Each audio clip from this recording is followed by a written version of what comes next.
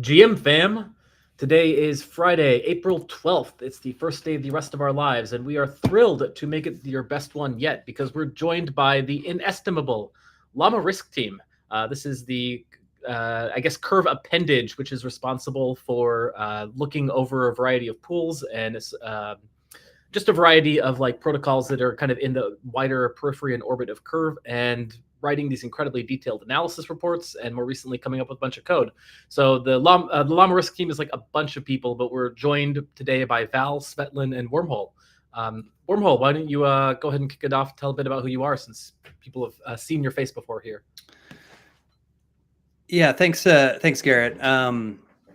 Appreciate you having us on today. This is, I think, a good opportunity for us to share a lot of the more recent developments that have been going on this year. This has been a particularly big year for us. I think it has been for a lot of people in the Curve community and DeFi. Things have been starting to rejuvenate earlier this year, and we've definitely been hit with a lot of good problems to have. I would say we've had a lot of opportunities land in our plate, and we've been expanding the types of services that we're able to offer to Curve and to some of our other protocol partners. So appreciate being able to be on and talk about some of those things.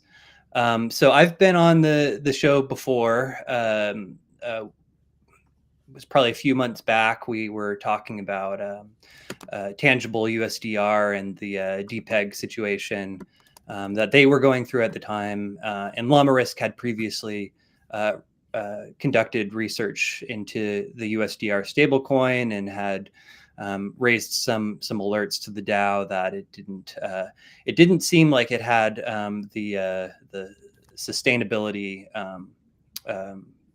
kind of attributes that we were expecting.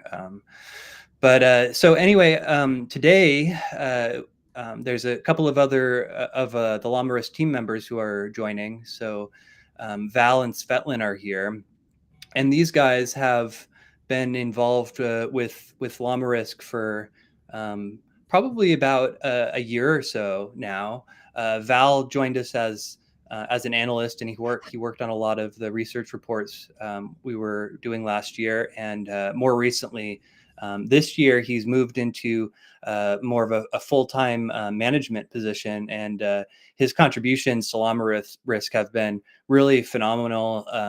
And you might have seen that he's been filtering into some of our more private groups and being more deeply intertwined with some of the Curve community and stakeholder members. So Svetlán he's our legal counsel. He joined us sometime early last year, and he's also been with LlamaRisk full time more recently. And Svetlán brings a kind of a background that a lot of us don't have, because a lot of us are really DeFi natives. And so we have experience with the technical architecture of DeFi protocols, but we don't necessarily have a lot of the background of the regulatory frameworks that are kind of guiding how custodial and DeFi protocols are going to move forward. And so he has a lot of good input about different jurisdictions and how they're tackling these different types of crypto applications. So we're really blessed to be able to have him on our team. So yeah, that's kind of my little introduction of these two guys. If they want to say something else, then maybe Val, you want to take over? Yeah, sure. Happy to be on. Yeah, my main interests are mostly Oracle research, and I've started my DeFi journey with Yearn Finance as a strategist. So I still try to see where I can bring value between integration between Yearn and Curve and other client base that we have. I feel this year has been very interesting as far as a new framework we've been putting together for LSTs and LRTs. The space is very, there's a lot of hype with the points, and we're trying to decipher what is the underlying technology and where this potential AVS ecosystem is going to grow into. But overall, yeah, it's been very interesting to being able to deeply research specific protocol, interacting with them, and potentially also having a marginal positive effect in giving recommendations for them to improve as far as access control, governance, emergency procedures, and so on. So yeah, it's been a very exciting journey for us.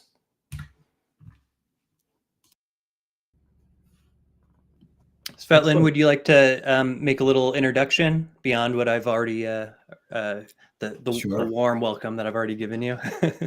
It's great to be here, at least on this side of the panel. Usually I'm just a listener, having hard times with Sofia traffic, and this show brings the light to me. It's great to be here. Even greater opportunity to work with such great minds among LlamaRisk team. What I wanted to expand into is that besides the regulatory observations that became standard to our reports, we are trying to tap into some sort of policy work. We are closely following the various policy consultation rounds started by different competent authorities, not only in Europe, but worldwide.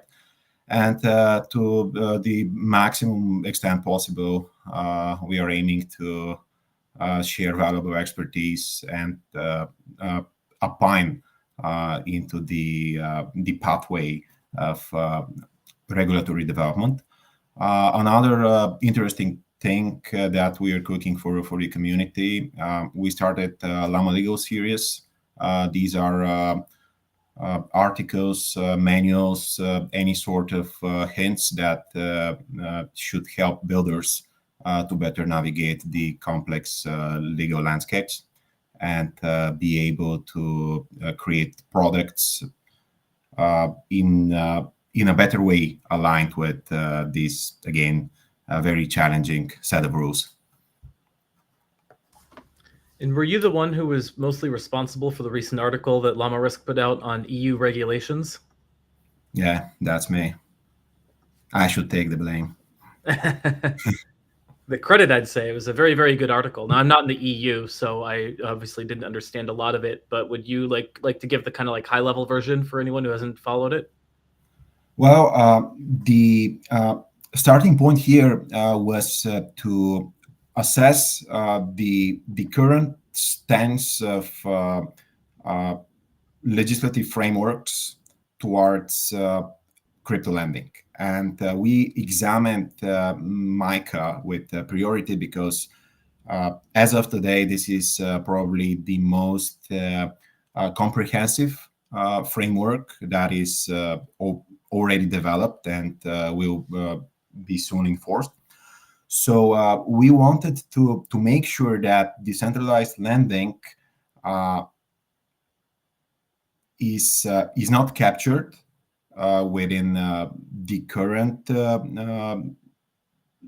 volume of regulation. We, of course, may expect that MiCA will be developed sooner or later with new versions that will be more precise. But as provided in the quoted recitals, the current level of development of decentralized lending services might be safely exempt if, of course, meet these criteria. And our article suggests very practical approaches to how to create the entire framework, how to organize the operations in a way to to be maximum resilient, because you cannot build a product that is decentralized in name only and pretend to rely on some exemption.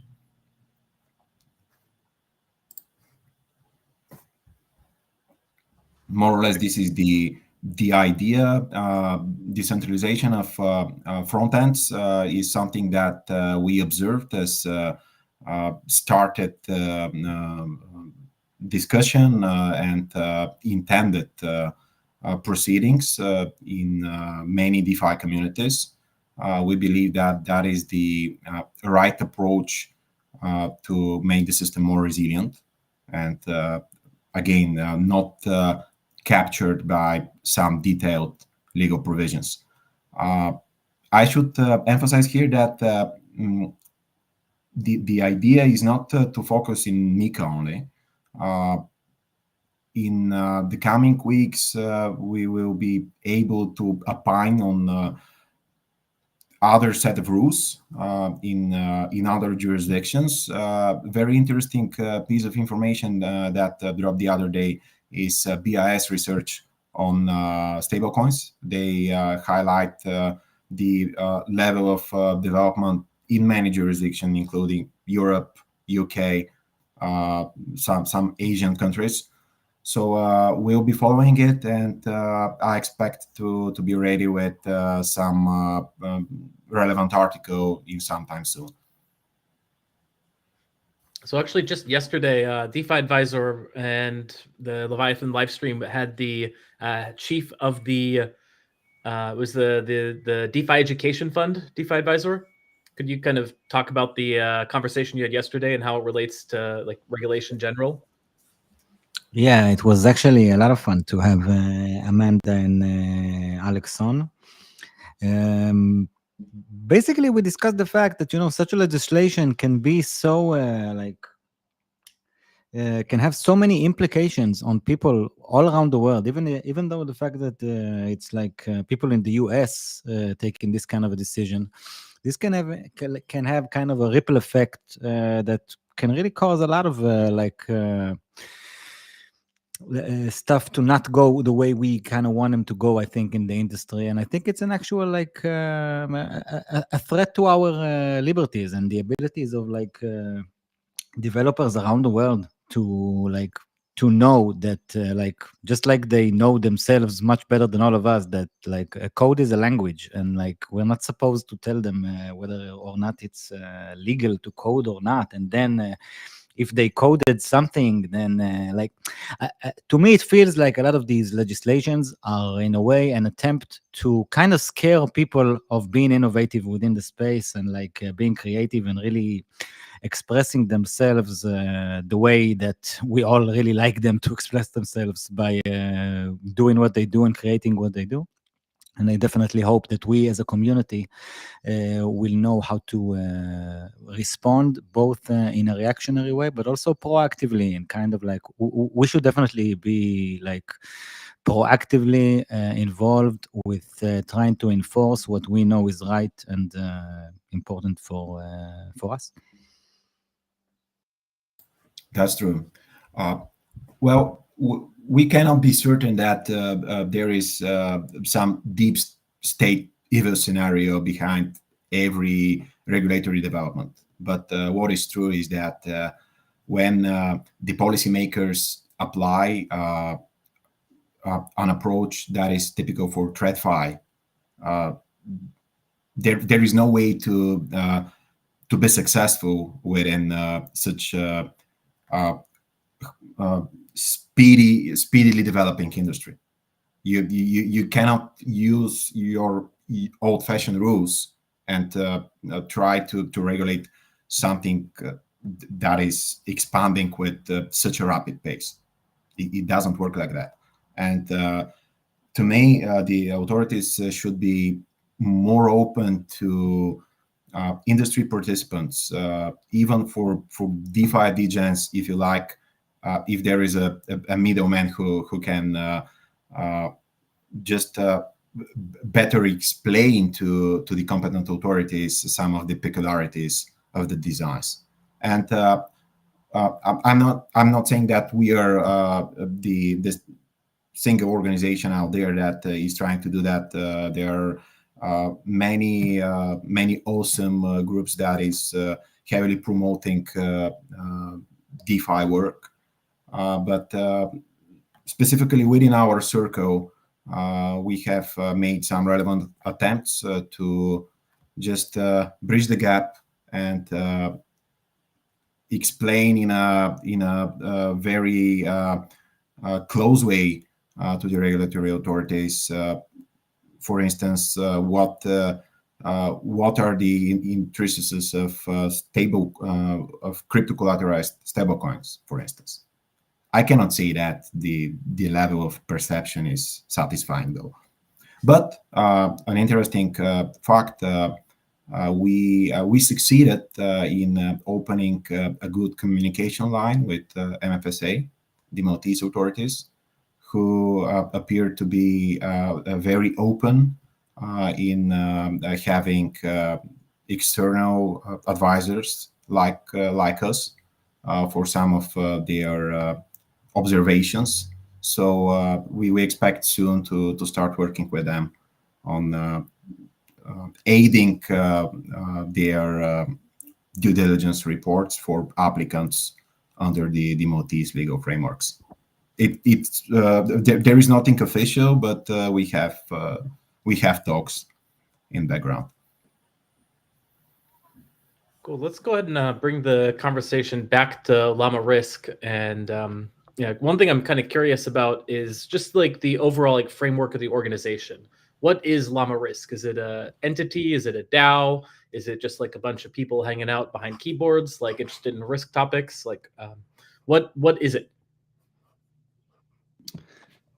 Yeah, thanks, Garrett. As we're getting into the weeds of all this stuff, I'm thinking to myself, oh, we should probably give some general background of who we are, where we came from, and where we're going, because some people may be less familiar with LlamaRisk.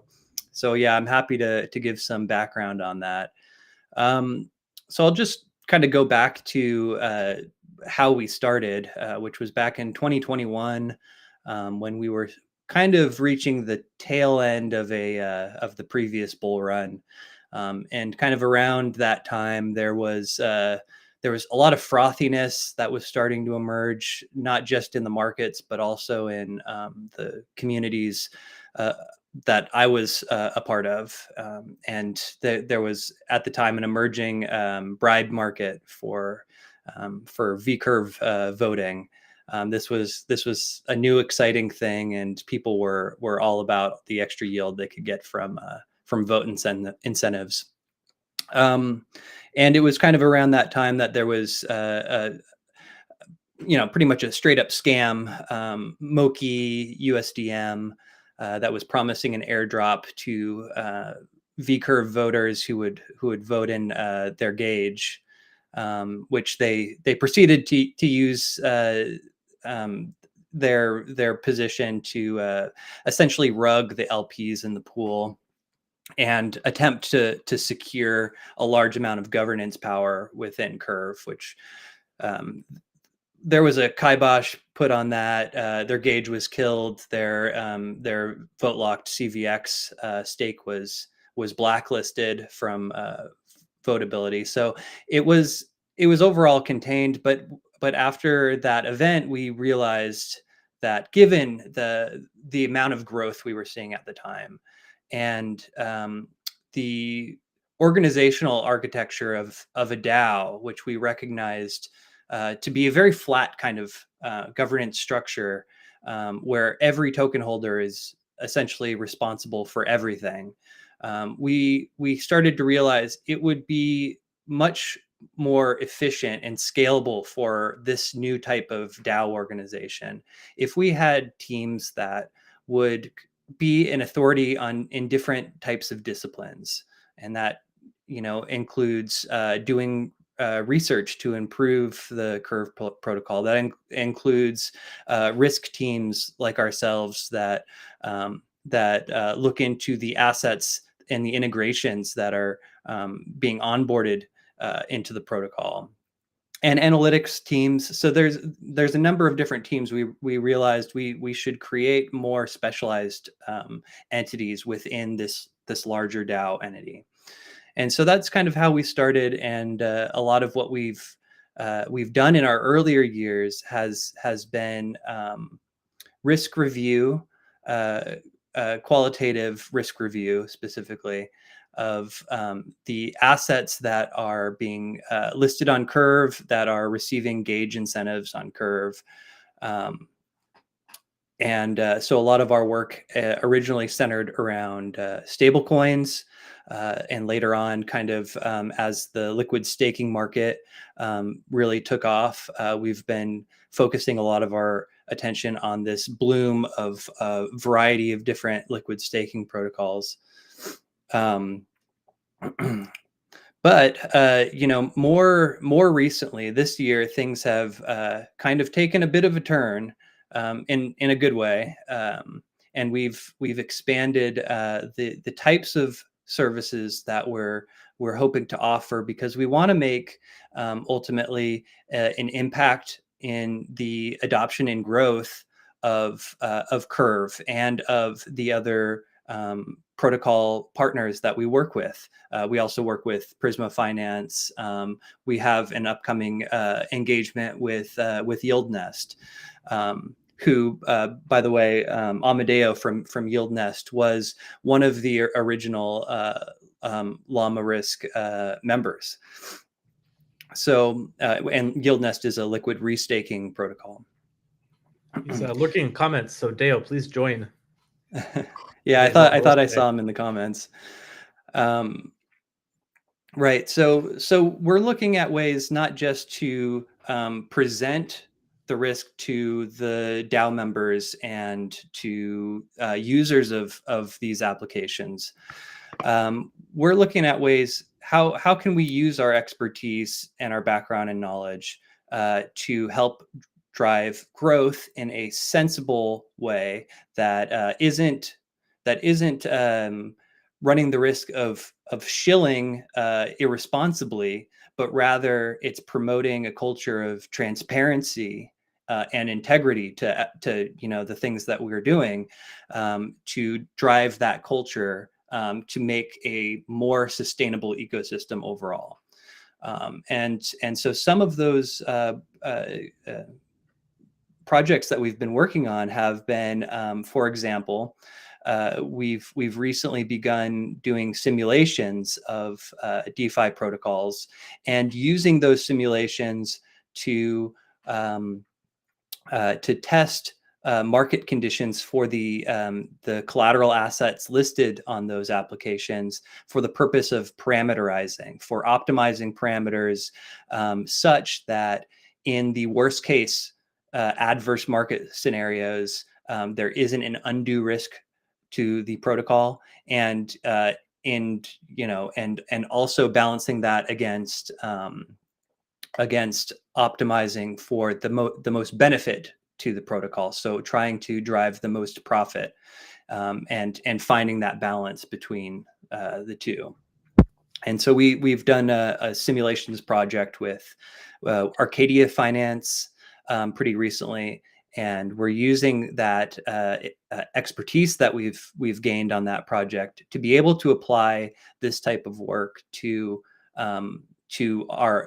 our other engagements with Curve and with Prisma, to offer some similar kinds of services, and not only related to parameter optimization, but we're also very interested in the Curve pool oracles. We've been spending a lot of time thinking about the Curve oracle, which we believe is a very little understood topic, and it's quite a new thing that is obviously the Curve oracle is used within Curve USD extensively, so it's being used in production quite a bit, but it still remains a topic that we believe is under researched and little understood, and so what we would like to do is to help create more understanding, not only within Curve, but with third-party app integrators who may be looking to employ the Curve Oracle as part of their application. So we're also interested in providing simulations of the Curve Oracle and comparing the performance of different Oracle options. So that's another thing that we're starting to do. We've also, and I think that a lot of your listeners will be interested in this other type of work that we've been getting into, which is we've been creating relationships with different lending platforms, such as Sturdy Finance. Sturdy just came out with their V2 protocol fairly recently in the last several months. And we're managing a aggregator on Sturdy Finance. So that involves, they have siloed lending between a collateral and a borrowing pair. And the aggregator is used to optimize the allocations to the different silos. So in our silo, it's CRV USD is the depositing asset. So users come, they can deposit their CRV USD to earn a yield. And then that is allocated to several different Sturdy silos. In our case, we're using Yearn-Volt Curve LP tokens as the collateral. And these are stable swaps that are paired with CRV USD. So for example, one of the collateral types we list is USDT CRV USD LP wrapped in a Yearn-Volt. So it's auto compounding. That's a lot to say, but so users essentially can leverage yield their LP tokens and earn a profit on the yield, and this, obviously this is also driving growth of the CRV USD token, which is the primary motivation for us to be involved in this type of a project. What we're looking to do is to find new avenues for creating demand for the CRV USD token and creating use cases for it, and in conjunction with offering the aggregator and managing it, we're doing everything that we can to provide transparency about what users are getting themselves into when they're choosing to interact with Sturdy, for example. So we have analytics dashboards available that show metrics related to the Sturdy silos and to the underlying stablecoin tokens and the Curve pools that are involved in these in the aggregator. So our goal is not to be kind of taking the approach of shilling these kind of services that we're starting to offer. Our goal is to be as transparent as we possibly can, give users the relevant information they need to be able to assess, is this within my risk appetite or is it not? And then be able to make a decision. And that's how we carry, all of the work that we do is not to kind of rule with an iron fist and kind of make demands and tell people what they should be doing. We're always trying to give people all the information they need to make decisions for themselves that is in their best interest. And in conjunction, since we're talking about the analytics and the Sturdy silo, in conjunction with that, it kind of it prompted us to finally create a public Telegram channel for LlamaRisk. Since we're work that's user facing, users in the silos may have issues and they need to talk to somebody. So we have a public channel that is not just exclusively used for talking about the sturdy aggregator, but it is a way that users in the sturdy aggregator can get a hold of us if they need anything, and it's also a way for anybody who wants to get in touch with LlamaRisk can easily reach us there. Full disclosure, we are far away from points program for the LlamaRisk channel, though. It's a bummer. Soon bummer. trademark, maybe? Soon trademark? So you touched on a number of things I want to ask about. Like I definitely want to get into the sturdy, the Oracle stuff. Before we get going, one of the things you mentioned is that there's like either 100% or like a lot of overlap between the LlamaRisk team and the Prisma Risk team. How are those like structured? Are they separate entities? And follow-up question to that would be like, given what happened with Prisma, if you are in fact the Prisma Risk team, why should anybody trust you? Wow, brutal. So yeah, so I'll just talk about our relationship with Prisma, which is, yes, we were contracted by Prisma if we would like to provide risk service for them, and this was just about the time they were just on the verge of launching. So this is maybe June of last year, and they approached us saying, we want to list this set of liquid staking tokens as collateral in Prisma, and we would love it if you guys would do a series of reports on the assets that we'd like to list on the protocol.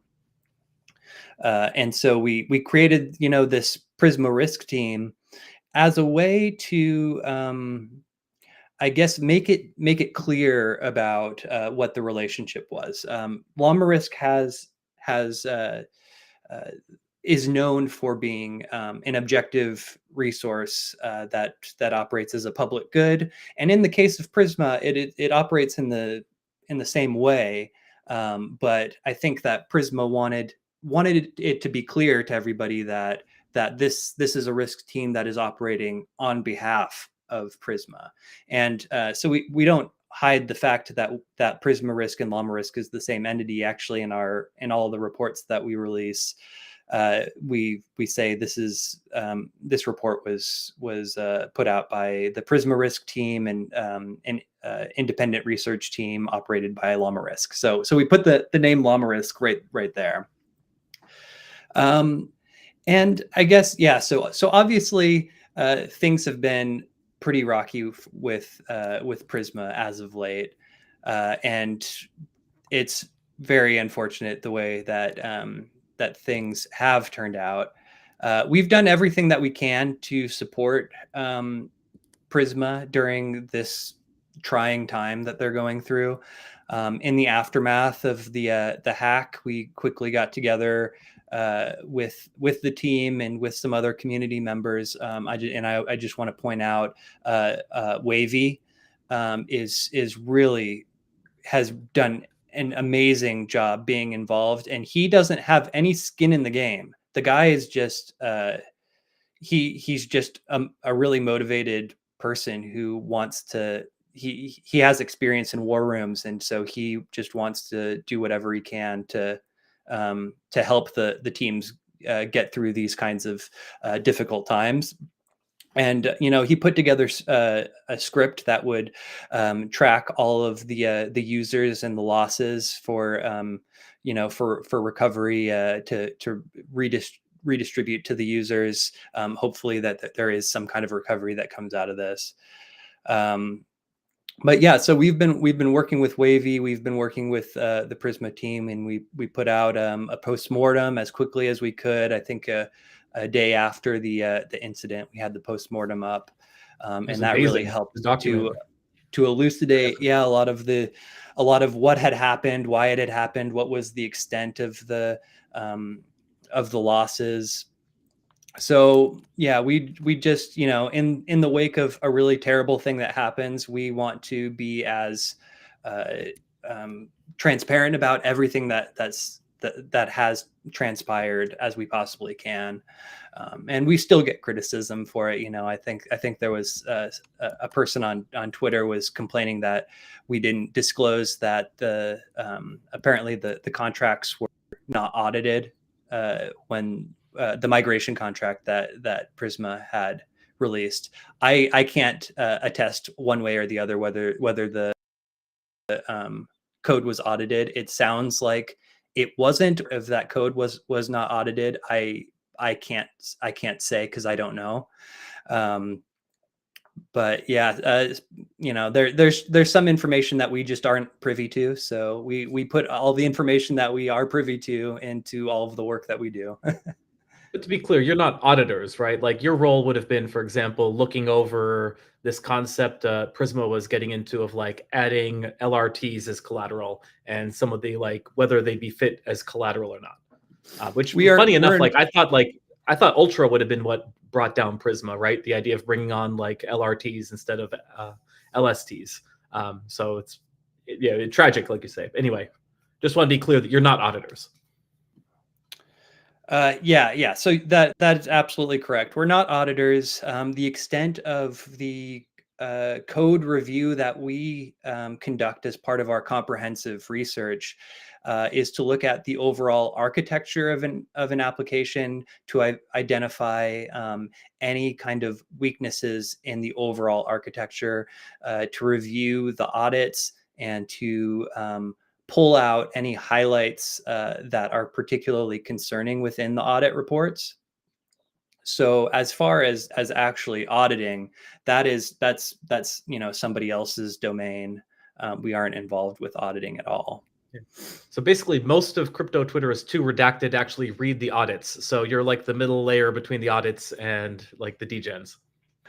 We're too redacted to also read the LlamaRisk team. Okay, so we need a LlamaRisk team that can interpret your reports and dumb it down. Like a summary with some nice teddy bears maybe and stuff like that.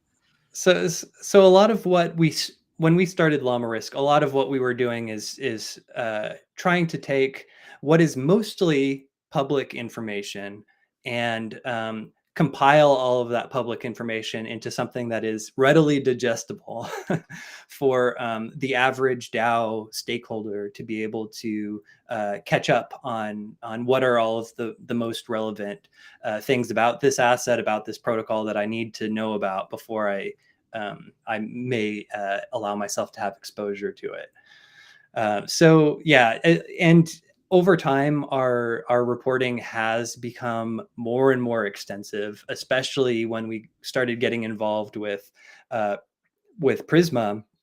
We started doing less of general overview of protocols and general risk review of assets, and more of risk review specific to the context of using these assets as collateral. And that has that's resulted in us developing a framework that is covering extensively every major component of the relevant to listing an asset as collateral, and that includes technology risk, counterparty risk, and market risk. So we've started doing a lot more to observe what's the market behavior been like historically of these assets, to know what we can expect from this asset if we list it as collateral in the stablecoin or the lending application. Yeah, so would you walk through like an example if we were to hypothetically say that there's a governance forum proposal out there to onboard the WIF stablecoin, or it's not WIF stablecoin, WIF meme coin as a collateral backing asset for Curve USD? What would be the kind of thought process that you would do in writing your report? So this is like a long tail asset. This is totally a meme coin. No, it's a higher rank than Curve, I think, on CoinGecko, to show you where the market is. Oh, all right. Well, the first thing that we do whenever we begin a new risk review is we want to have contact with the protocol team, and we are always striving to develop a relationship that's collaborative with the teams that we review. I think that occasionally teams will feel pressured to engage with us because they think that maybe we're looking for problems and we're looking to cause trouble, but that's not the case at all.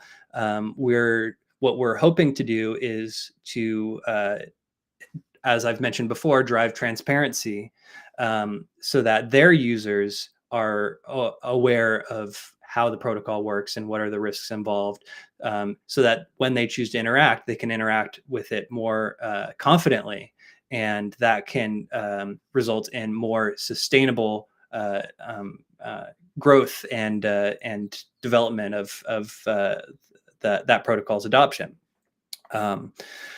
But I would say for the most part, when we engage with these teams for our risk reviews, in general, teams are really open. They want to collaborate, and it's, in my opinion, it's the mark of a good team that they're open to having their work criticized, and to respond to it in a mature way, and do whatever they can for the sake of their users to try to improve their protocol in the best possible way. So that's the first thing, is we'll establish contact with the protocol team, and we'll be interacting with them throughout the course of the report.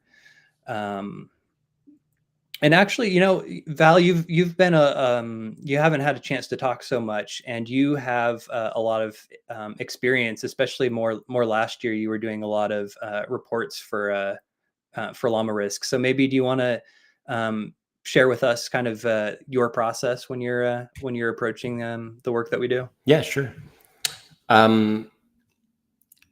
First starting reading the docs and trying to get as much technical documentation reference as possible, reading the white paper, for example. Something to note, though, is a lot of the time the documentation is not exactly matching the reality. So sometimes it includes a bit of future roadmap that is not yet implemented, for example, and a lot of marketing selling points. So our goal is to verify as much as possible all the different claims that are made by the protocols. As far as what we looked at, it really depends on the asset, but usually we look at governance, distribution, we look at liquidity source. Access control is very important. If there are time locks, if key protocol functions are being managed by a multisig, who is on the multisig.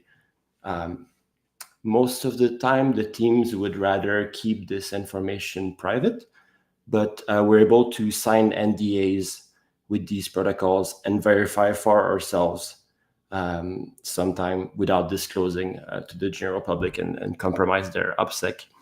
But it's a very intensive process where we typically work in 3 to 4 weeks sprints. Towards the tail end of this period, we share our draft with the protocol to make sure the facts are correct. And if there's any confidential information in there that they do not want to disclose, then we can redact it. But the typical research cycle is about a month for a given asset. So we really take our time to make sure that we have a good grasp on the architecture and we're able to fact check all the claims. So it strikes me that LlamaRisk is sort of moving in the opposite direction of the market, where the LlamaRisk is getting smarter as the broader market is getting dumber. Because it feels like nowadays, like meme coins can have their entire pump and dump cycle in less time than a month. But if you're talking about like this like slow process of gathering facts and like understanding what's going on, making sure it's sustainable and making sure it's safe, it almost feels like the broader market is just interested in these get rich quick schemes. I mean, I think that's a testament to what you guys are doing. But it just like an observation I had. Well, I think that the Curve community in general is kind of opposed to the general market's pump and dump kind of mentality, and that's what drew me to the Curve community back in 2020 is when I hopped on board. And Garrett, I think that you were around way back when I joined the community. But it's I think also a testament to the V tokenomic design that Mick came up with, that it aligns the long-term interest of the stakeholders with the protocol. And we're everybody that I know who's involved with Curve is in it for the long haul. And obviously you and I are still here 4 years later.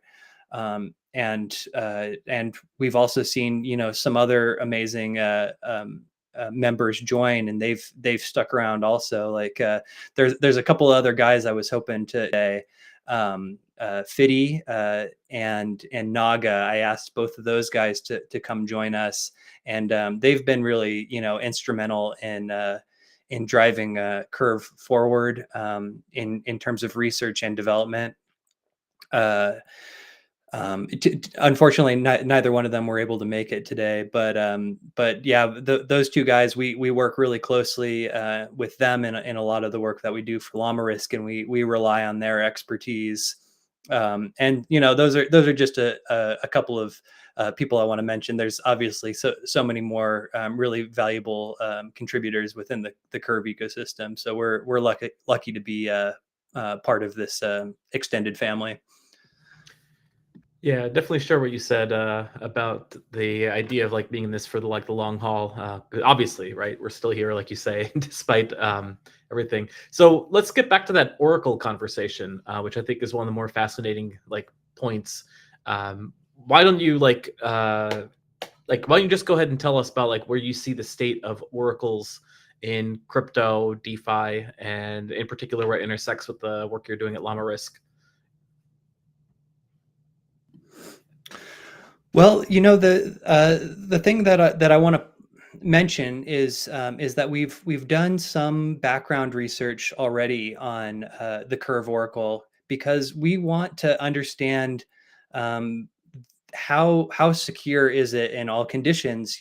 How manipulable would the Oracle be in production when it's securing large amounts of value, and historically, how has it performed against some of the other Oracle providers, the front-runner Oracle providers?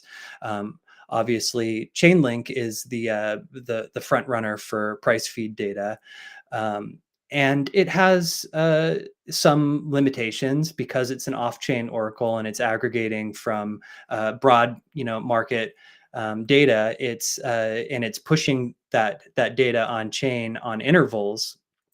It's a little bit lagging on its ability to update, and because of that, there may be opportunities to extract MEV from a protocol based on the deviation between the Oracle reported price and the spot price.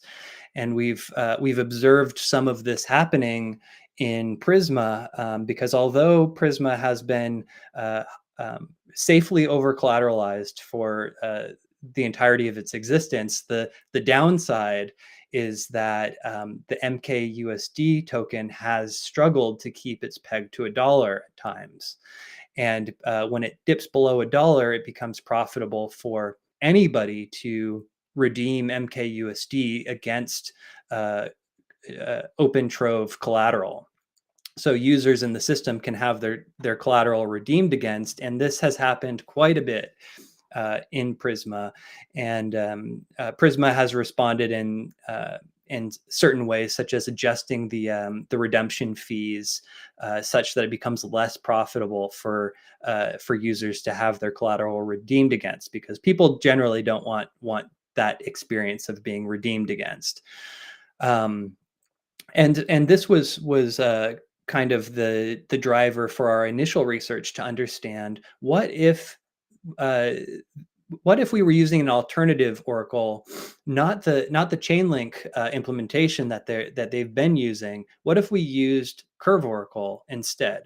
And so we've done a lot of historical analysis of how the Curve Oracle, for example, of Stake Teeth, compares to the performance of the Chainlink Oracle. And in that case, we were really pleasantly surprised to see that, I mean, the Curve Oracle keeps a closeness to a reference spot price much better than the Chainlink Oracle was able to. Something like 4 times, more performant than the Chainlink Oracle.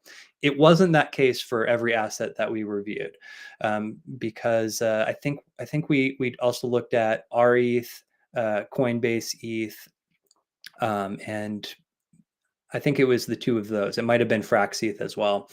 But some of those other tokens have much lower liquidity on Curve, and may not be as reliable.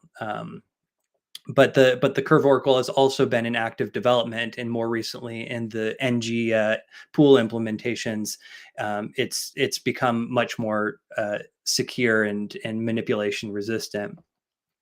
I'm going to just kind of stop there on it. I think that Val could have some interesting things to say. He's been working on integrating the Curve Oracle into some of the work that we're doing, including an upcoming Metamorpho Vault that we're looking to manage, which will be collateralized by Curve Tricrypto LP tokens.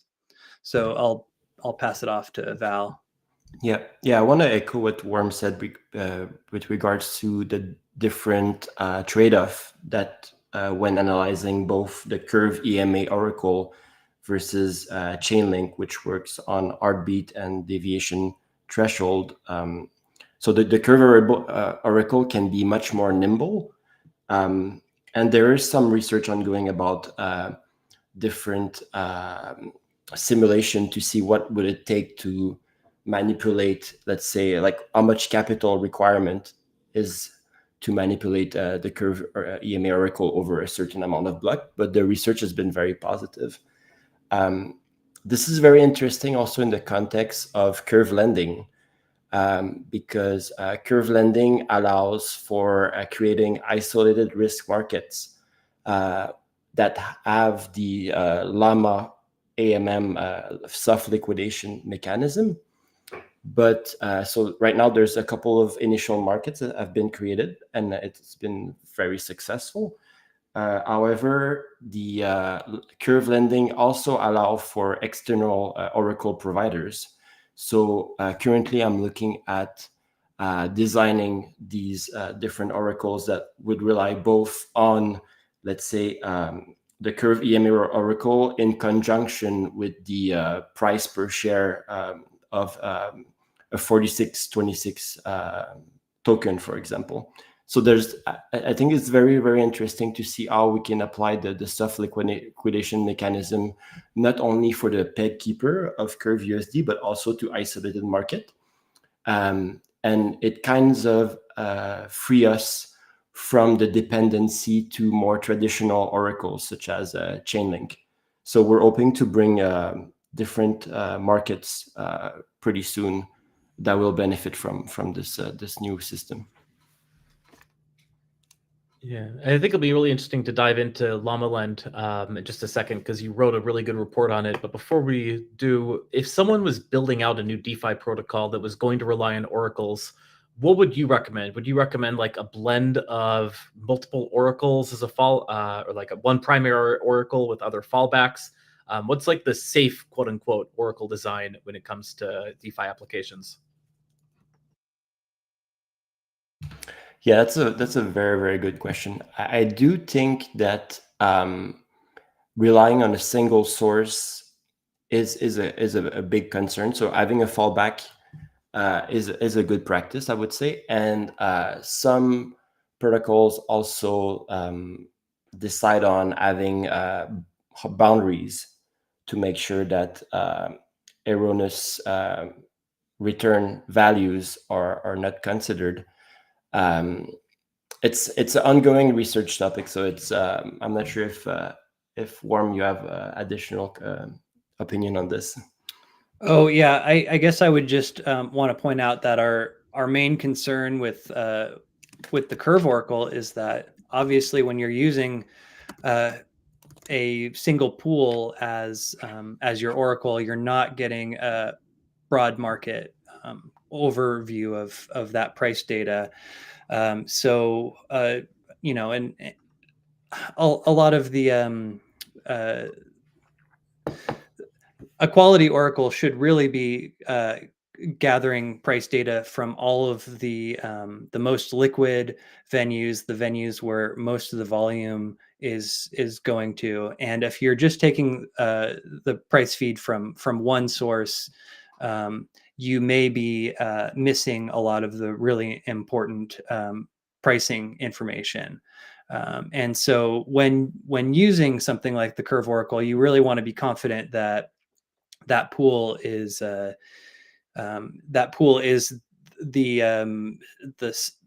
central venue, or one of several central venues where price discovery can happen. And you want to be continuously monitoring if there's any change to the dynamic where liquidity is migrating somewhere else, and you would require your oracle to be able to be adaptive to something like that. In a case such as our Metamorpho Vault, we're using the Curve Oracle with Morpho, but because it's intricately tied to the collateral that we're using there, because we're listing several siloed pairs that are Curve Tricrypto LPs, which are convex wrapped as collateral against borrowing CRV USD. And so for those set of collateral assets, we're taking the LP price from the underlying Curve pool and using that as the basis or the foundation of pricing for those collateral assets. And in case people aren't familiar with the design, as Martin points out in the comment, the oracle, the quality of the oracle basically affects the losses when a user gets thrown into soft liquidation, right?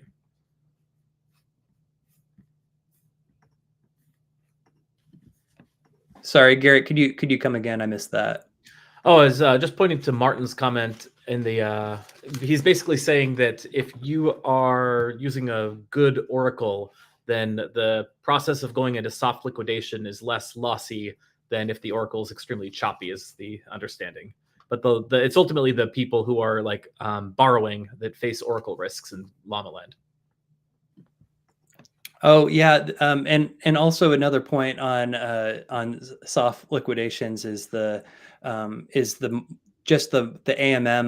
liquidity is really important. I know that some of the Curve guys have been testing out the Llama Land market on Arbitrum in the what is it, FXN market that recently was deployed there, and I think they were suffering pretty severe rapid losses in that particular market during soft liquidation because of a lack of deep liquidity in the market there. So that's another component of the Llama AMM algorithm that users should be aware of. Yeah, I mean, and will be relevant for an upcoming deployment of Optimism Curve lending. I'm really pushing for the Curve lending on Optimism, although I do feel like Optimism gets a little bit forgotten by Curve devs. For whatever reason. I mean, I think that Arbitrum has has deeper liquidity, and it has more applications that seem to be doing interesting things. So it makes sense to gravitate towards Arbitrum, but I do want to make sure that optimism gets some love also.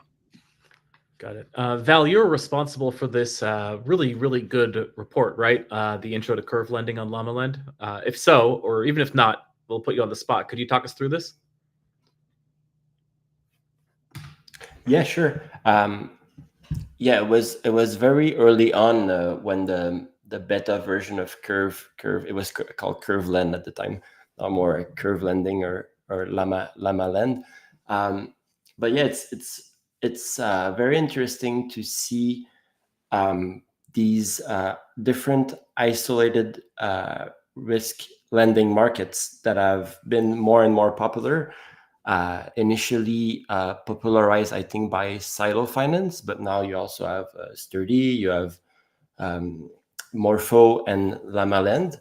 The specificity of LlamaLend is really that soft liquidation system that makes it a much more pleasant experience for the end user.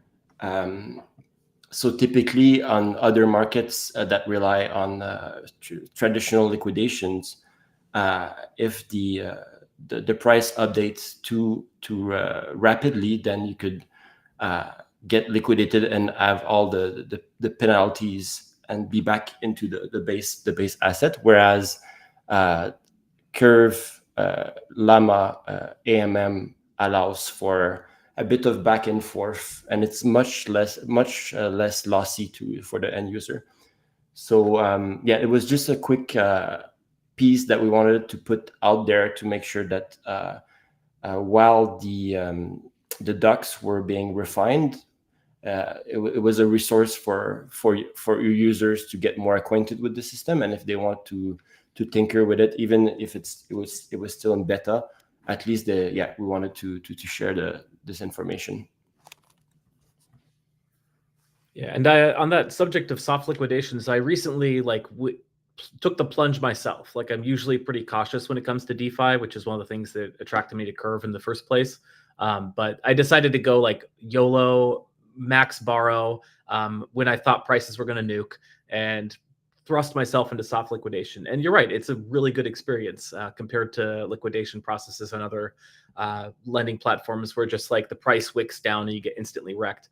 Like, I went out, walked the dog, got myself a smoothie, took a few days, still sitting safely in soft liquidation. It's really, really great. And I think you're going to see that user experience start to creep its way into other lending markets. Now, as Curve USD LlamaLend starts, so it's already permissionless. Anyone can create an ape framework script or go on Etherscan and launch their own market. But there's still like a fair amount of like work that the team does to kind of like jiggle the parameters on the back end. What are some of those considerations as new markets get on there? You mentioned, like, for example, FXin, like, needed a little fine tuning because it wasn't quite there. And is this kind of evolving to a point where it's going to be just like, in your estimation, fully permissionless? Like, there's a nice UI in the same way anyone can launch a Curve pool with recommended settings. Anyone will launch like a LlamaLend pool with recommended settings. Is that the direction it's going? I'd say so for some of the markets that have pre-existing Curve pool with sufficient liquidity. If you want to use like other assets and rely on external oracles, then I think there's still a bit of work to be done to make sure that the external oracle behave in a way that permits the soft liquidation. For example, if your external oracle includes Chainlink, then it kind of negates the soft liquidation architecture, because it could be several hours before the Chainlink updates. But where for assets that have existing Curve pool with ample liquidity, it's very, very easy to deploy a new isolated market, and Curve lending as a native oracle that it's spun off during the deployment. So yeah, I think that this is the way forward. The kind of the limitation that makes it more of a challenge to build a adoption of curve lending, I think, is that in order to kind of spin up a market right out of the box, you're required to have a pool that's already fairly liquid, that contains CRV USD and the collateral asset. And not only that, but the pool should be one of the more recent implementations. So it should either be a TriCrypto NG or a 2Crypto NG or a stable swap NG. And there's not really that many pools that fit the bill to be eligible to drop into a curve lending market. And so a lot of these markets that maybe have a lot of potential, also because they're quite liquid on curve already, may have a little bit more legwork involved in order to make it happen. For example, the recent market addition was the SUSDE market, and that didn't have a native CRV USD pool available to drop in as an oracle. And so I think Michael actually developed the oracle for them, which was made up of 3 different pools. There was the SUSDE SDI pool plus SDI Frax pool, and then Frax CRV USD. It was three pools, something like that, to create the necessary oracle that contains both the collateral asset and the borrow asset together. And what we would like to see happen is for there to be a more streamlined process for other protocols to recreate what has been made for this particular market. So, for example, like I've been talking with Origin OETH, and they have quite deep curve liquidity for quite some time, because they have an AMO that they have protocol liquidity that manages the liquidity in their pool. But it's a OETH ETH pool, and so they would require a custom oracle that makes a couple of jumps to be able to set up a curve lending market. But we've been talking with them for a while on ways that we can integrate them in lending and stablecoin markets. I happen to think that curve lending would be a great market for them, that they're well suited to deploy. It'll just be it's just a little bit more of a process for that sort of asset to be listed on curve lending at the moment, but it's not an insurmountable amount of work. I think that what we're trying to do right now is to create awareness with a lot of these protocols like Origin that, hey, you can do this, and we would like to help you on your path to being able to deploy this market, if that's something that interests you. So we're going out and talking to various teams and trying to build awareness of curve lending and help them along the process. So you'd mentioned Athena USDE, and I would like to talk about that because you mentioned before the show that there'll be a fun topic to get to. So I've just had a blast watching Athena's rise. And it's I don't know if they're doing this consciously or not, but it seems like they're like in some way like leaning into this concept of like drawing parallels between them and Do Kwon, in that like people have been like unfairly sort of like comparing them to this like obviously like one of the earliest LlamaRisk reports was on UST, sort of just before it ended up actually collapsing, and LlamaRisk saying be careful. And then funnily enough, like this is around the same time that like Terra was onboarding Bitcoin as collateral. So here Athena is releasing this video of like money catching on fire and buildings collapsing, saying they're also onboarding Bitcoin as collateral. But I think this tongue in cheek, or if they're even doing it consciously, because like the Athena like risk is just that the ETH funding rate dips, like the open interest in Ethereum starts to dwindle, which might happen in like the event of a bear market or something.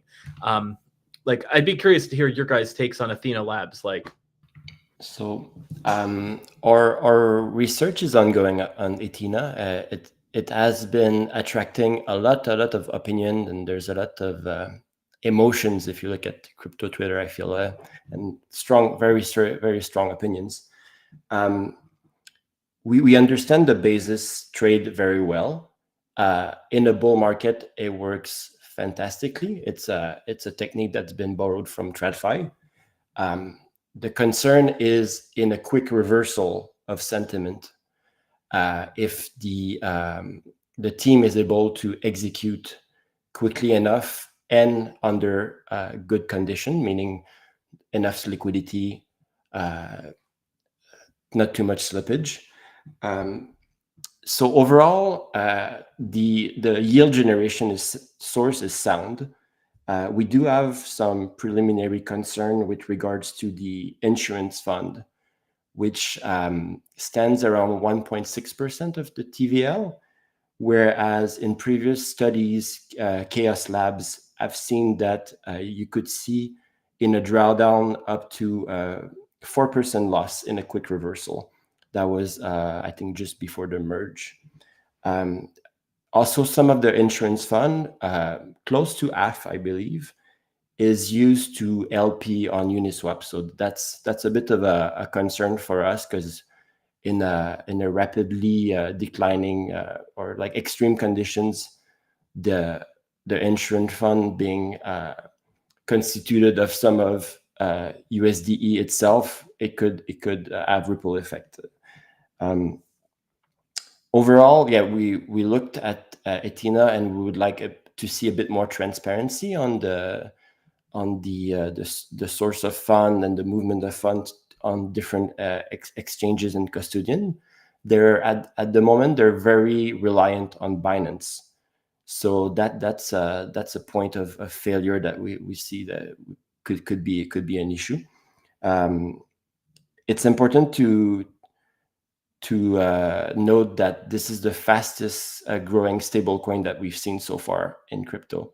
So a lot of eyes on it, and there's a lot of different interest of people emitting opinion on crypto Twitter, for example. So we want to, our research is ongoing. We will share our findings soon, but we're taking our time with this one. Svetlán, what are your thoughts on Athena's structure? Yeah, I think that would be interesting to the community. Of course, we base our opinion and we make our conclusions based on open source information. In very limited situation, we may get some sensitive details from the teams, and of course, we never publish them in rough form. Like we may have this internal revision of the legal structure done, and just include relevant information in our final report, affirming the statement of the team. Anyways, about Athena, the current structure that we familiarized ourselves with is consisting of one legal entity registered in Italy, obtained a VASP license. This stands for Virtual Asset Service Provider. It's not license, it's registration, in conjunction with the existing regime in Italy, as well as many other European member states. Basically, this VASP registration allows Athena Italia to perform a wide range of crypto-related activities, such as conversion of cryptocurrencies against fiat currencies, wallet services, issuance of virtual assets, and so on. What would be really interesting to follow is whether Athena Italia will be kept as the main entity that will pursue future licensing under MiCA the regulation that kicks in Europe, or the team will apply entirely different legal strategy. The oversight and maintenance of protocol is in the hands of Athena Foundation. Which location is which jurisdiction of establishment is not disclosed in the public documentation, neither in terms of service. What we can state at this time is that this foundation, hypothetically established outside EU, would not qualify for issuance of Athena token in accordance with MiCA. Well, they should think of creating a EU entity that should undertake the relevant licensing processes. It's definitely an important point of their growth strategy, and it will be a process that at least we will have our eyes on, but also for the wide public, I think it's relevant because either getting regulated under the European framework, or getting the sufficient credit of regulatory approval in another jurisdiction will help Athena to prove resilience. With such a huge growth, potential regulatory enforcement would not be beneficial to them, in my humble opinion. And I share this also within the context of USDT that announced yesterday, I believe, that they won't pursue MiCA licensing. I spotted that one of the founders afterwards told that they are in close discussions with European regulators how to remain compliant, but the trend is obviously for major stablecoins to operate within some legal boundaries. The thing is what regime they will choose. That's the interesting side. So just to sum up or reiterate, we began our review of USDE shortly before the curve lending market was proposed, or the gauge incentives for the curve lending market was proposed, when we realized that this was something that was having enormous growth within curve and in general, and it was something that we probably needed to bring to our attention. And then, shortly thereafter, the curve lending proposal came up, and shortly thereafter, there was a lot of drama that began with MakerDAO choosing to take a large exposure of USDE, and ripple kinds of consequences around the DeFi ecosystem, since many different applications are, I wouldn't say dependent on DAI, but have integrated DAI and are exposed to DAI and its risk parameters, which had drastically changed in a short time just as of this decision. So it quickly became a very important topic for us to cover, and we've got a report in progress, and so readers will be able to see what our final risk review is for USDE coming soon, within the next hopefully the next week or 2 weeks. We'll have something available publicly, which we're trying to get something out quickly, because this is such a hot topic, and it is something that users should be aware of before they take any exposure to USDE. So we want to get information out there as quickly as possible. Or at least modify their exposure, because my observation is that many people just aped in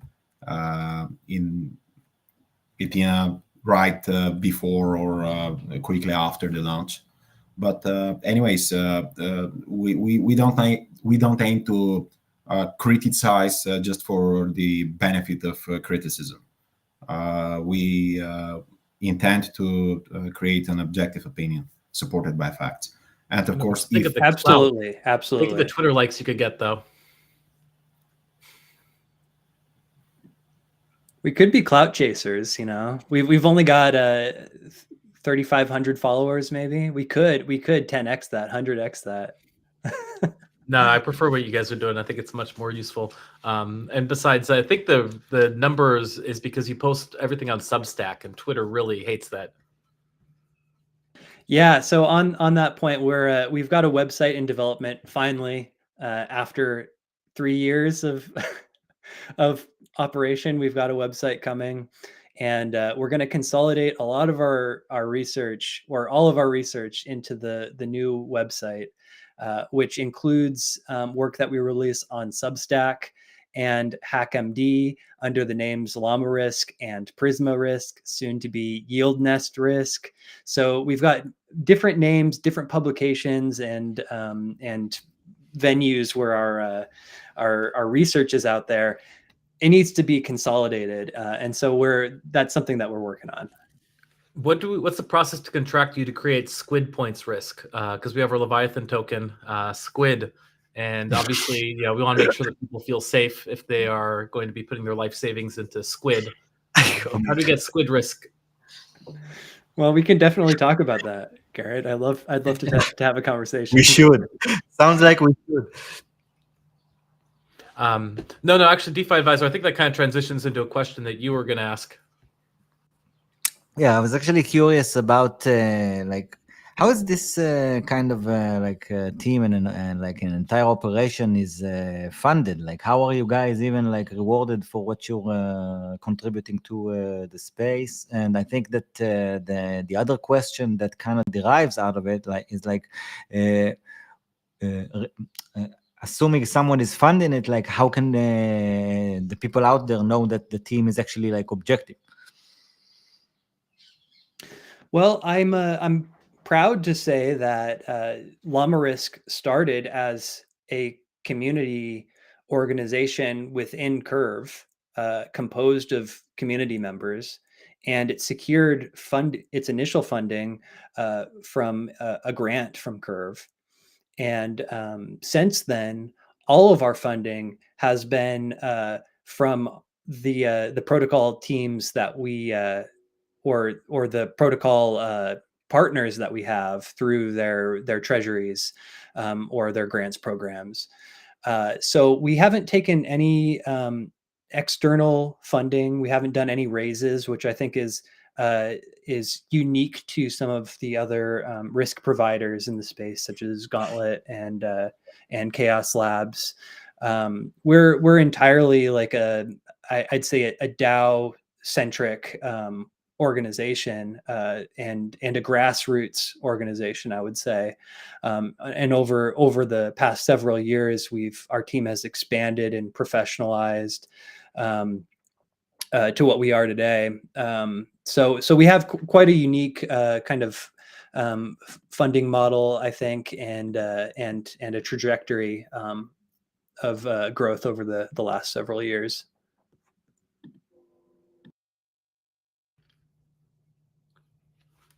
And what about the growth over the next several years to come? What's the plans for LlamaRisk to continue growing and kind of expanding its footprint as DeFi and crypto generally penetrate the entire global consciousness? Yeah. So going forward, we've got our hands full.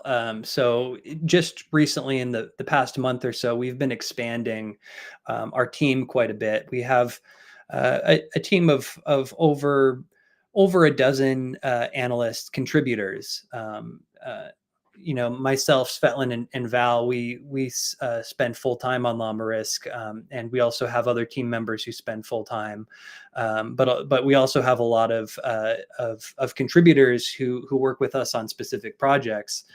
But going forward, we've been really ramping up our team in two specific areas. So we're looking to improve the analytics that we do, also so that we're able to have real time monitoring for a risk portal, and that'll involve both our simulations team and our analytics team developing dashboards that'll be hosted on our website. So we'd like to start being able to contribute more technology solutions in the services that we're providing, and have more quantitative analysis to supplement the comprehensive research that we do. So it's been a big transition for us so far over the last several months of just this year. And those are the two areas that we're really looking to press forward on over, I'd say the next 6 months to a year is we're going to put a lot of focus on.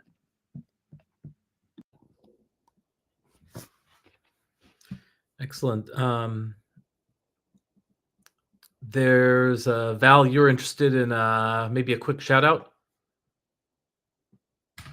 No, I just wanted to mention that we are hoping to serve the Aave DAO as the second service provider, risk service provider. It's a governance process, of course, and there are other providers that have mentioned and signified their interest. But we do see a lot of synergies between Curve and our other client base with Aave. So we're hoping that we can help magnify the integrations and the synergies.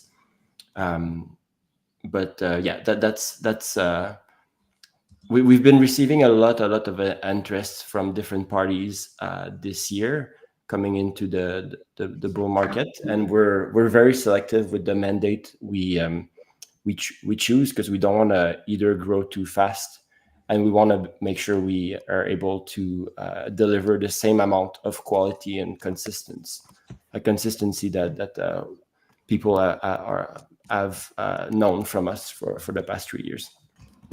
Sounds like a huge deal to even be candidates for doing something like that for Aave. So much respect to you guys. Good luck with it, of course. So we had a good question come in earlier, which I thought, we'll open quite to questions for the community here for however long you guys want to keep kicking it. Is an anonymous dev team an adder to the risk equation or a multiplier? Asks John J. Galt 650.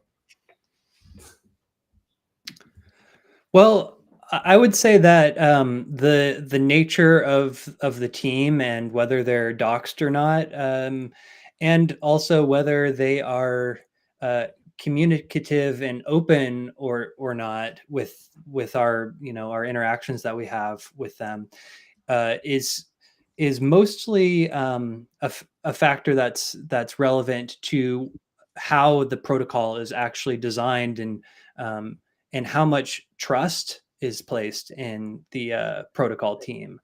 Because if you're an anonymous team, but you've relinquished all direct control of the funds in the system to a DAO, for example, then it may not be so much of a problem that you maintain your anonymity, or you kind of don't really want to have a very forward kind of involvement in pushing the protocol forward.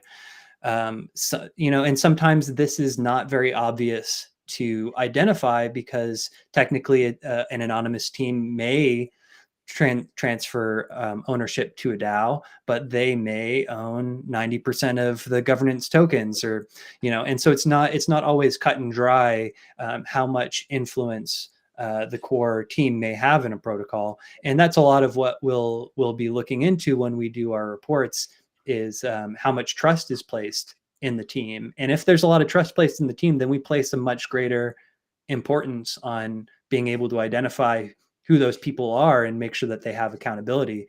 And I'd probably throw that over to Svetlán, actually, because you deal a lot with the counterparty risk associated with the protocols that we're reviewing. Yeah, I've been tapping into governance risk exposure along with the legal overviews. We have never been against anonymity or pseudonymizing activities of involved parties. The important thing here is what trace the team leaves, and how we can verify their inputs. Sometimes it is not that easy to measure the level of control. Again, we predominantly rely on open source data. So if the live data shows one thing and the team claims different facts, we would pick the information that is public and verifiable by multiple parties. Sometimes teams are really resilient against disclosing details that we believe should be more transparent about, because the lack of confidentiality sometimes is not necessary when we are talking about the level of control, if you like. How you would be able to defend the effective decentralization of your community, aiding your product, if you cannot do so for the purpose of open due diligence that we conduct. So these are usually the challenges that we face. We are trying to be to explain to teams that this is disclosure done for the public benefit. You don't have to hide facts that should be openly communicated to the public, and in this way they will make your development even much stronger in the eyes of community, in the eyes of authorities, if you have to deal with that matter one day. When it comes to some really specific scenarios with observation of legal setups, of course, we can keep the necessary level of restricting sensitive disclosures, but these are very limited facts. Usually, the governance scope and the effective distribution of governance power should be easily affirmable.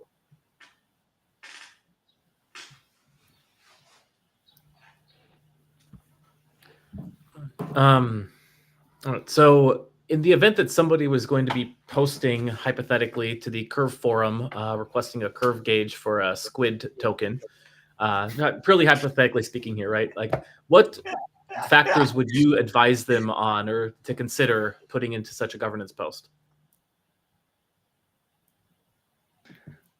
So Squid token is a token that's on mainnet, or which network are we talking about? No, the Leviathan Squid Points token is exclusively available on the Fractal chain. Okay. Supplies are limited though. And so, okay, so I don't have much background, I'm sorry, on the Squid token, but does it have any liquidity pool launched at this point?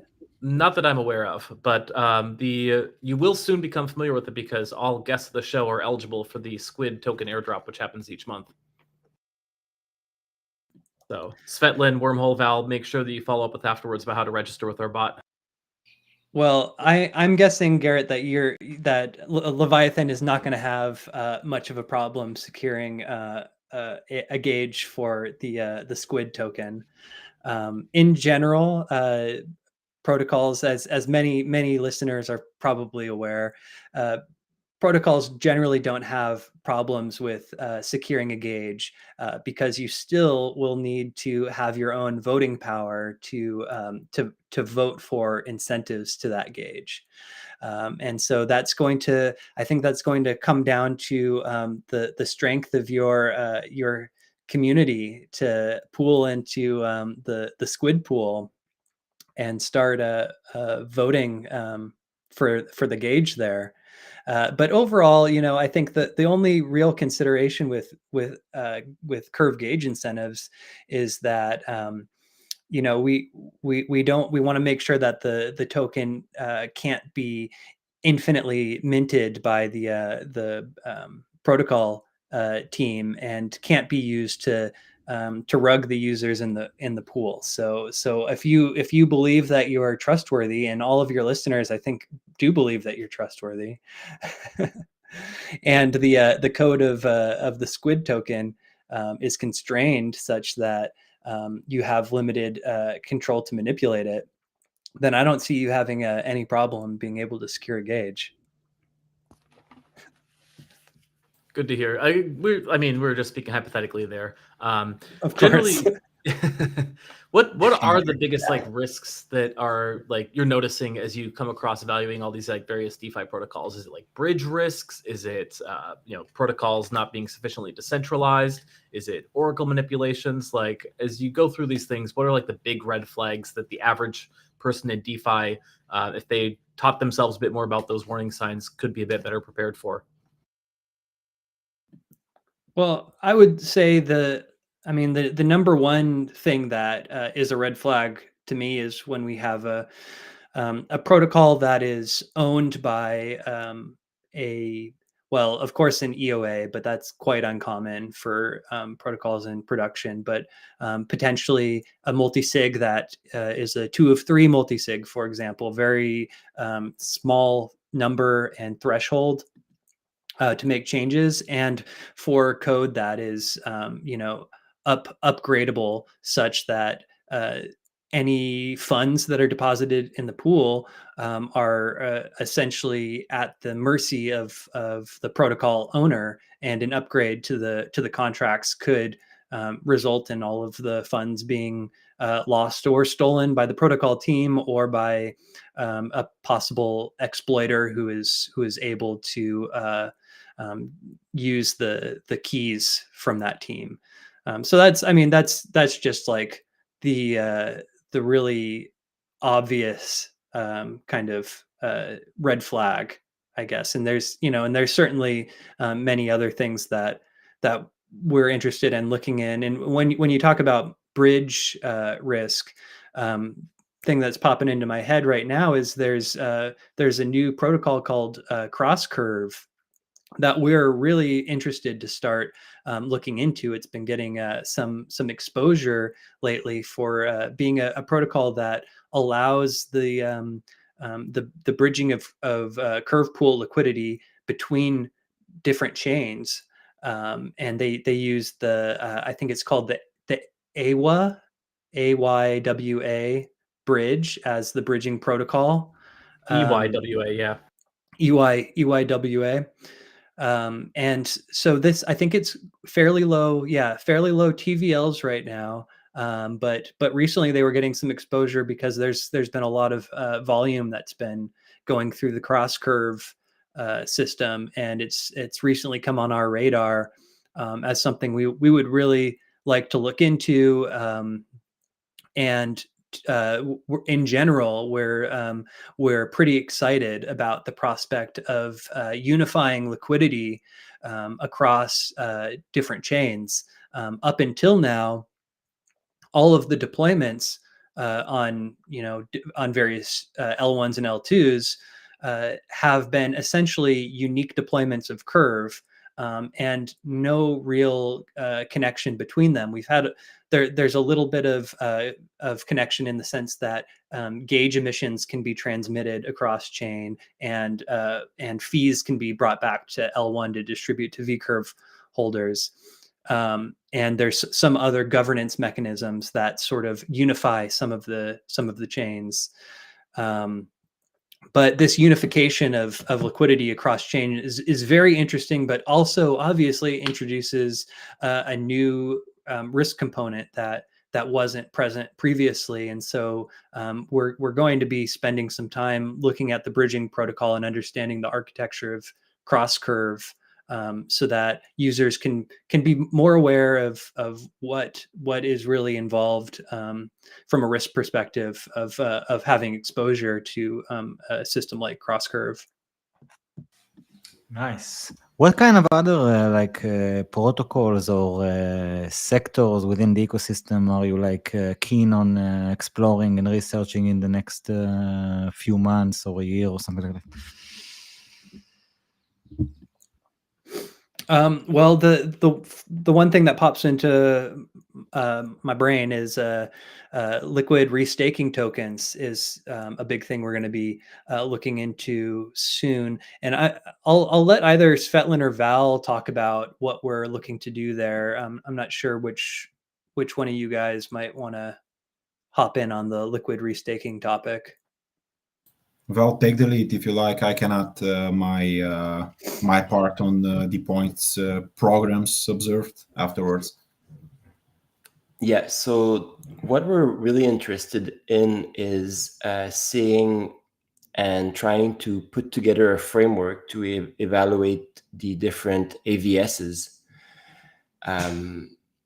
So as we mentioned, there's so many hype around Eigenlayer and the points, but we're very interested into researching the underlying technology and what's going to be built on top of it, in terms of what data will be validated and what external what extra yield will be generated, but also what is the extra risk exposure.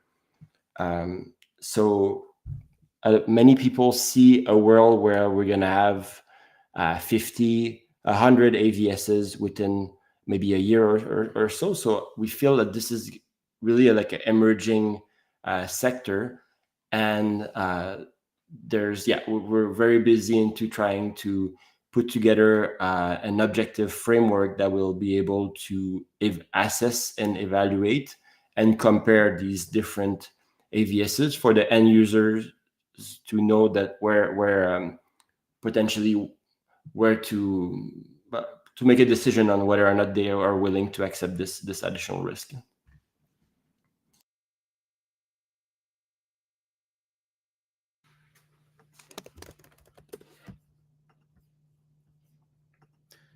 Sorry, I was muted.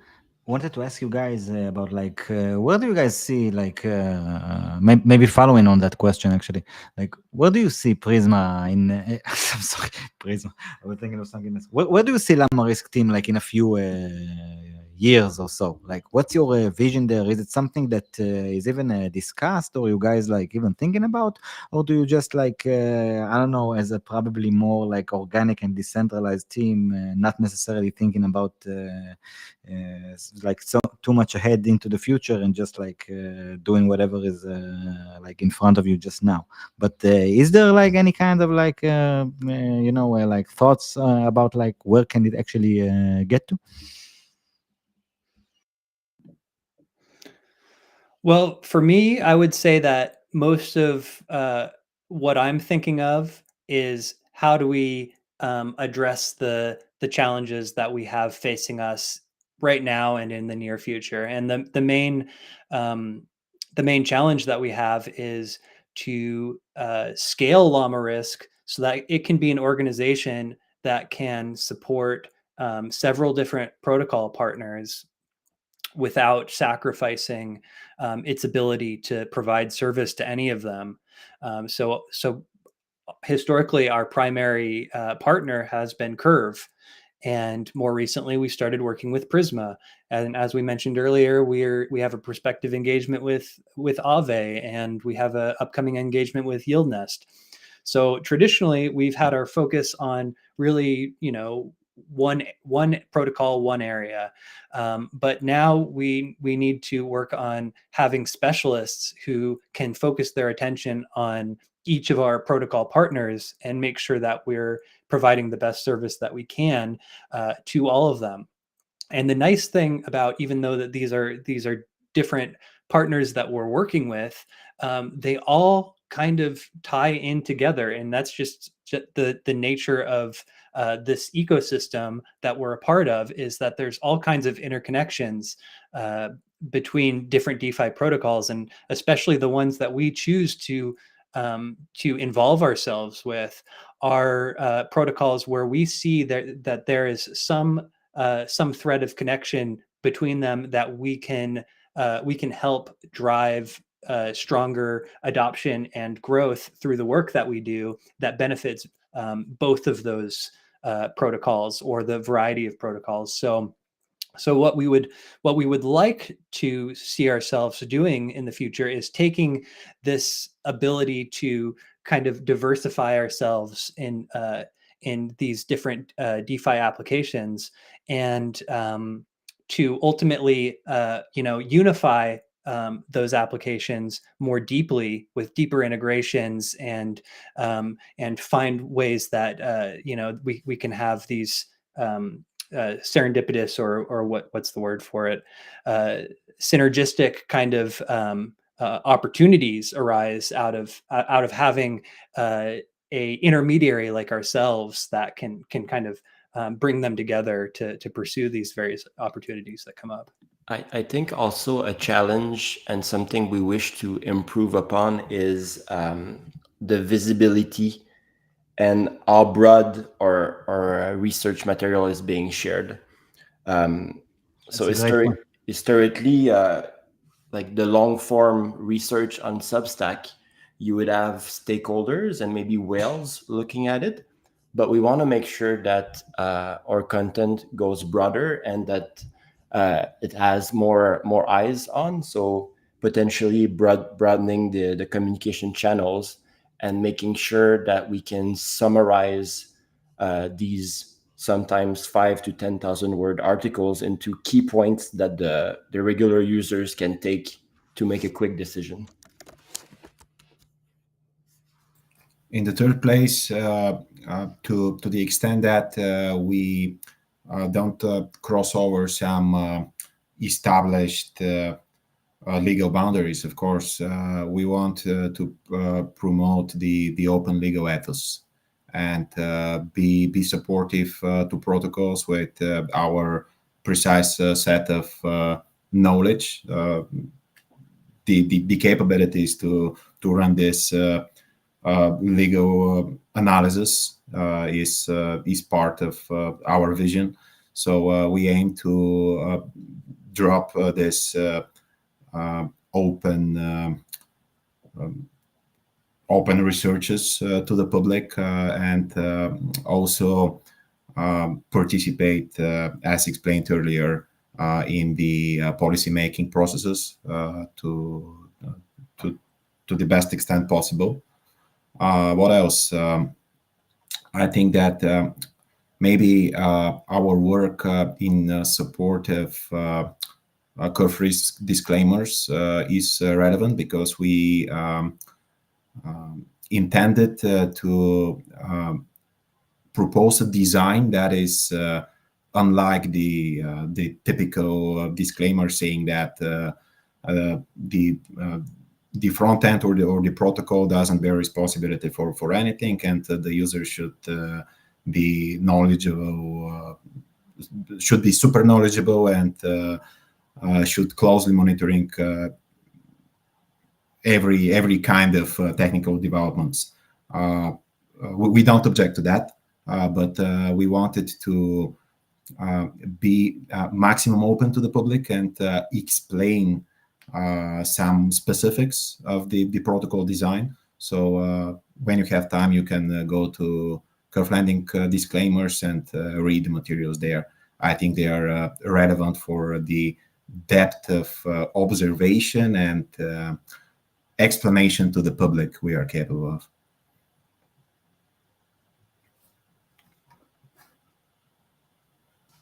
Have any of you ever been rugged? What's the worst you've yourselves gotten hit and thus inspired you to try and preach the importance of being aware of risks to others?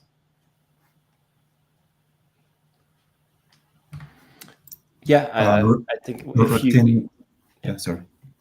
I mean, just wanted to say, like, if you spend enough time in DeFi, I feel that you're exposed to any rugs. Like the probability of like at least one of them. I'm thinking about DeFi Summer and all the different projects on Binance chain back then, and also on the CeFi side with different issues. For example, FTX. I think with time the industry is maturing, and we're seeing people that are more and more sophisticated. But these are all learning experiences. Personally, I try to, when I get a good learning experience, it's good that it's as inexpensive as possible. But sometimes you need to really be burnt to drive the point home. But yeah, that's my personal journey in DeFi. Unlike Val, I'm happy not to be rugged in DeFi world, but I faced some unpleasant experience with CeFi institutions. So at this stage, I think I have more confidence in DeFi space. Of course, if you apply a cautious approach. I guess I'll just share my rugging story for the fun of it. It wasn't a hard rug. I guess it was kind of a creative kind of rug situation, or a semi rug. So I've been a big fan of Chainlink for quite some time. It's how I came into the crypto space in 2017. Was the realization that this technology could be used for many types of real world applications, and connecting the real world to blockchain. That was quite an interesting topic for me. And so there was a service provider that worked with Chainlink and still does. At the time, they were called Linkpool, and now they're called Stake.link, SDL. They at some point they had a migration from the LPL token, which at the time had been offering a portion of the revenue earned by Linkpool Chainlink nodes, distributing them to LPL holders. They announced that they were going to have a migration to the SDL token, and they didn't make it known until after users had migrated that they were unable to continue distributing revenue because they were suffering too high of losses by doing so. And so they essentially forced users to migrate to a position where they essentially lost their rights and lost a lot of their stake in the SDL protocol. And immediately the token plunged, I think, like 90% overnight. So and SDL, by the way, is still around, and they are still working to be a bit of like the convex to Curve. They see themselves as SDL is to Chainlink. So as Chainlink staking kind of starts to roll out, they have a pool of node operators that provide service to Chainlink that work within SDL, and so there is I wouldn't say it's a hard rug, right? Because it is a continuing service, but there was definitely information that they purposely failed to give their users that that ended up causing pretty severe losses in a obviously overnight. Yeah, you're a risks team. Name every risk. No. Big shout out to MD, who's one of the hundreds of people watching us on X, who is a great idea for a show. We should actually just open this up as like a potential like new Leviathan show, where people just talk about like open sessions, how they got rugged. I think that'd be an amazing show to watch. Yeah, that'd be fun. So we're coming up on 2 hours here, which is pretty good. Are there any other topics that you guys wanted to discuss before we let you all get on with your Friday? DeFi Advisor, you might have something? Yeah, can you share the tweet that I have shared in the chat? You see that? The one from Marco V. It's referring to the redemptions on the ETFs that are happening on chain. And I don't know if it's really related, but I'm curious about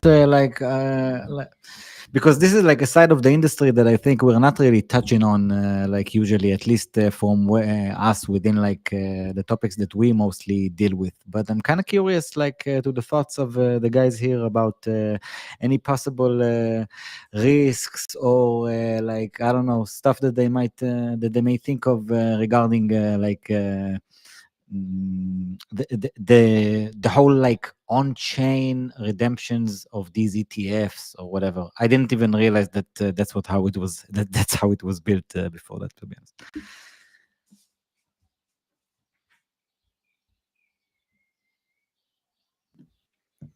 Well, I personally don't have any background information on the what is it, the Buildle ETF? Is that what it's called? Yeah, I think it's the BlackRock ETF. Yeah, it's some clever acronym. I forget. I'll look it up. But they did it to be BUIDL. Well, you know, all I can speak to is the work that we've done on some other real world asset tokens, such as Mountain USDM, such as Ondo USDY, and these are assets that are backed by U.S. Treasuries and bank deposits. That became quite popular last year when interest rates had gone up substantially. At the time, we believed that the market for these types of assets would see substantial growth. That hasn't really transpired as much as we had expected, and so it's an area that we've kind of moved away from as we've been focusing most of our attention on more recently like liquid staking and restaking assets. But I don't know if Svetlán, if you had any input on this. Well, haven't looked into it yet, just followed some tweets, so I don't think I can make an objective opinion on that.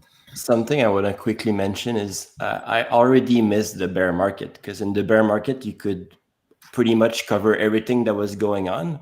Whereas now it feels there's a lot of new innovation, and you really need to focus your attention on specific niche.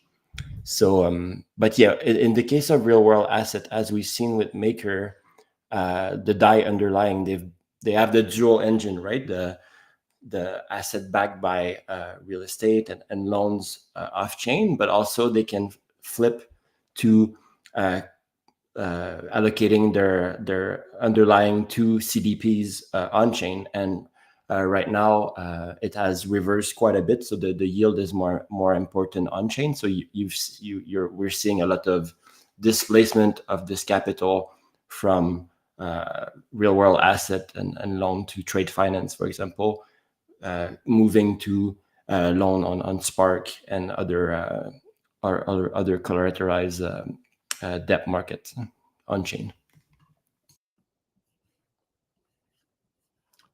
Excellent. Are there any other topics you'd like to bring up while we got you in the spotlight here?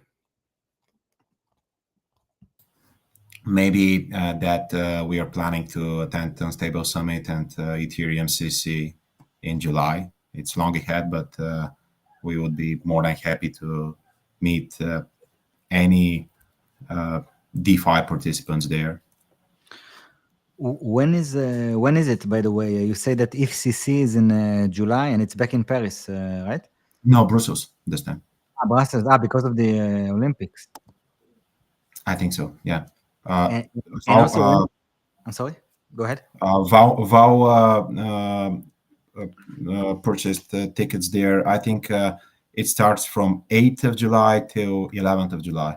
And Unstable Summit is the weekend before, 6th to 7th. Yeah, so we're definitely going to be attending Unstable Summit. I know that's a popular event for a lot of the Curve community. So it's a place we're going to be, and if you guys are there, we'd love to meet all of you. You know, everybody who's listening. We're big fans of the llamas. So, and we're actually llamas ourselves. So, for sure. We should cover Stable Summit, by the way, Curve Cap, huh? Of course, yeah. For sure. Although I'm not going to be able to make this one, unfortunately. No? Yeah, it's too bad. You attended last year, didn't you? Yeah, he's like the main host. Like he actually hosted the first Stable Summit ever, right, Garrett? It was actually, you're the origin of it, Sir Wormhole. It was because you suggested that you send some LlamaRisk representation. So I applied for a talk at ECC. I gave it. It was a lot of fun. Super stressful, but it was through that I was able to basically make the trip to Europe and attend that ETH Barcelona. And it was going to be a third event that didn't end up happening. So it's a really fun European tour. Yeah, and I think you actually had a fireside chat with Michael, the founder of Curve, didn't you? Yes, that was a blast. Yeah, that's amazing. one of the highlights of my adventures in DeFi. Yeah, how many people can say that they sat down for a fireside chat with Michael Legove? Like, come on. Yeah, the combined net worth of everyone on that stage was $100 million, but it was like 99.9 million of that from Mitch himself.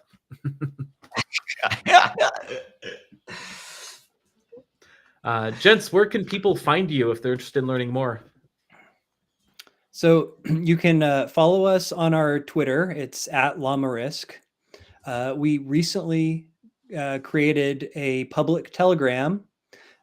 So that's definitely a good place to reach us directly, is to join our Telegram group. And it's also where you can get some extra alpha about the goings on with our Sturdy aggregator, soon to be our Metamorpho Volt, and possibly, in the down the line, we'll have a similar kind of service that we're running for Curve lending. So some of these kind of LlamaRisk services, or if you just want to come by and say hi, the Telegram channel is a good way to do that. Excellent. So we'll go ahead and make sure we post up all those links that we can. And then I know DeFi Advisor put out a post on X with the links of the personal handles of Val and Svetlán, who I was very pleased to follow. I think you all should do that as well, as already following you, Mr. Oracle, as well as DeFi Advisor. If you're interested in following Leviathan, we give squid points if you come on the shows or if you help us submit news. So you can join the Squid Cave to learn a bit more about that. You could also subscribe to our Telegram channel to be able to get the most up-to-date 24-hour crowdsourced headlines from squids like you. We're also active on X. Our live streams happen on X and YouTube, and then they get posted to Spotify.